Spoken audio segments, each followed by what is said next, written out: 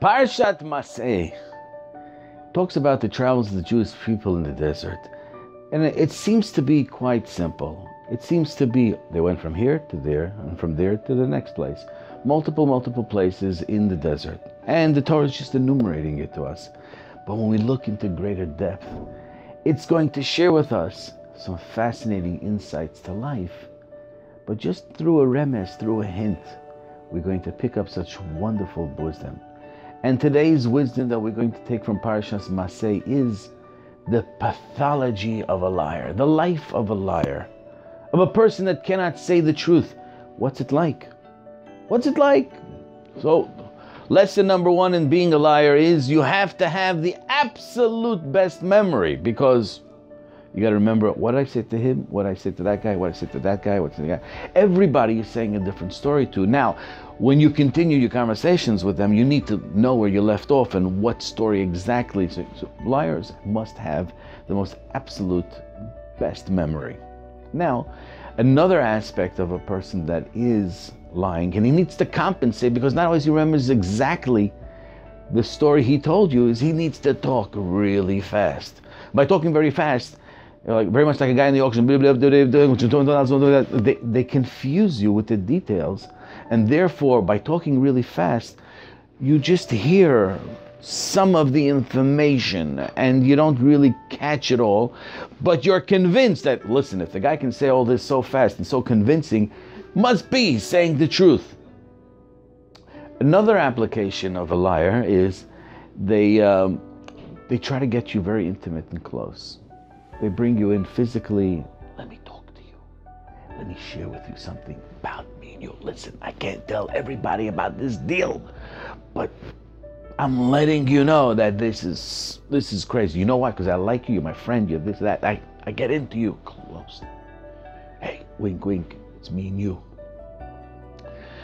Or they say something, let me tell you the truth. Well, that usually indicates that until now they were lying, but really they're starting to lie right now. Because let me be honest with you. Oh, you know what? Let me be straight up. All of these expressions are expressions that say that whatever I said until now, it was not true. And now I'm starting to say the truth. And really now, I'm really starting to lie. Because why am I overcompensating for the expressions of truth? I'm just, But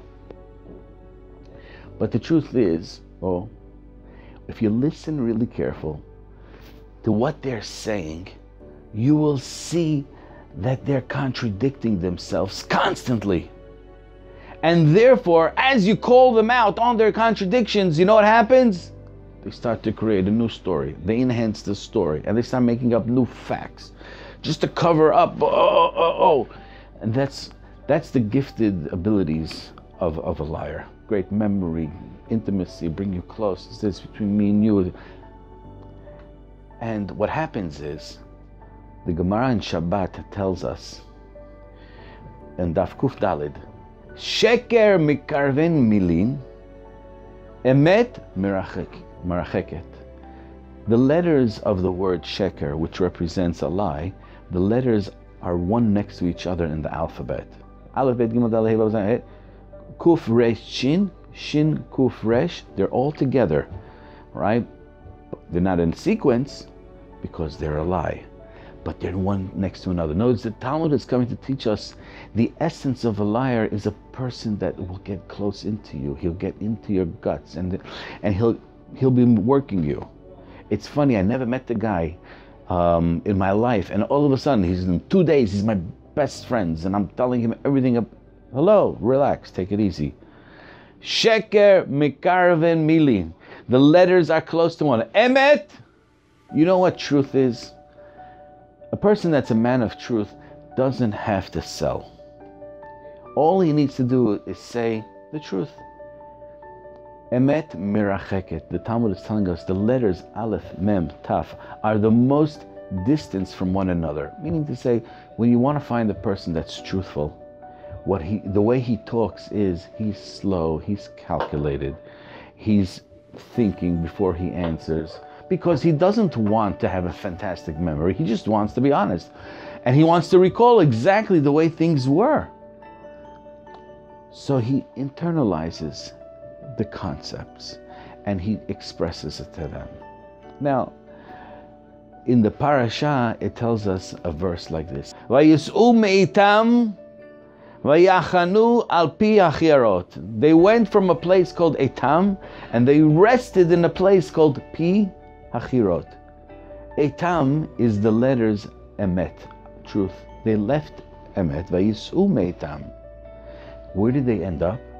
Vayachanu, and they rested al pi hachirot, into a place that it's called the mouth of freedom, or as we would call it, Vinny the loose lips. The guy, he can talk a million miles an hour. When we leave truth, we're coming to a place that says loose mouth. It's very fascinating. In the description of an honest person, you will find an attribute that is unique, and that is he will haggle. And this is a side note. Why does a person haggle? So I learned this from a very successful businessman. I don't haggle for the sake of just getting a cheaper price. You know why I haggle? It's because I'm asking a bank for a line of credit, and by me haggling and working out the exact details, it means to say I really want to pay, but I want to pay the least. Whereas when the bank says, oh, it's going to be 8%, no problem, here, sign the paperwork. He's doing things quickly. He has no intention of paying, so it doesn't matter what the interest rate is. So today's lesson is, Vayis'u me'itam vayachanu al pi hachirot. The concept of truth is slow, it's calculated, it's articulate. It's there to focus in exactly what needs to be expressed. It's direct. Whereas sheker, a life of false, it's not like that. It's a falsified intimacy. It's running, it's jumping, it's quickly. It's trying to confuse the person. Keep it in mind and stay away from liars. Shabbat Shalom.